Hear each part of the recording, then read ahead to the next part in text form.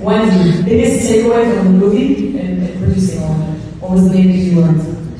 Well, SJP. So that scene changed so many times. You know, the professor from GW who we interviewed, non-Jewish, by the way, we interviewed a bunch of non-Jews, so it was really important for this film, also across the political spectrum. He runs the Center of Extremism, he's Italian Catholic. And I interviewed him also really late in production, it was June.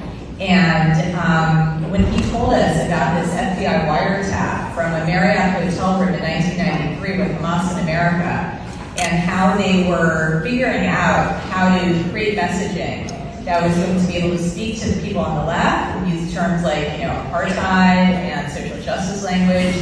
You don't hear in the film because he also talks about how to talk to people on the right, and now it's actually using like patriotism.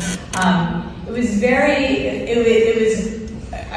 mind-blowing to me. First of all, we did a bit of investigative journalism. We were able to pull up this wiretap that I couldn't believe we could find. So we had the proof.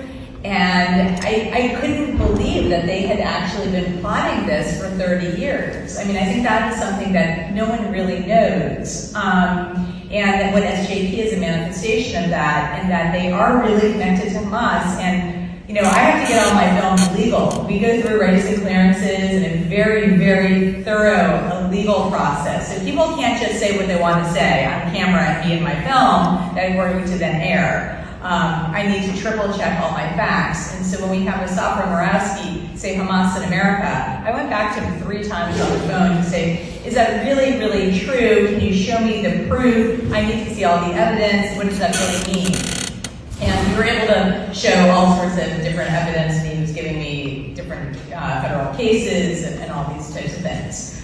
But I think that also understanding that Hamas has been in America for decades, and they've been figuring out how to reach college students. It's not just TikTok. I mean, TikTok is like the latest evolution of that. But they've been smartly infiltrating campuses and also faculty. And so I think a lot of people, you know, non-Jews maybe, who are watching what was happening with the encampments and the craziness at Columbia, and people thinking that the police are really overreaching, and this is just kids being kids. It's like Vietnam War era protests, and let people protest, and First Amendment, and all these types of things. But dig a little deeper, and you realize that SJP is not just another student organization like Kids for Climate Change or Reproductive Freedom or some of the other student organizations. It is much more nefarious, that it is being funded by, not directly Hamas, by the associations around Hamas and Muslim Brotherhood and all that, which is what we show in that chart. That chart actually came from a congressional testimony. Again, it's in the congressional record, which is why we're able to show that. We're not making this up.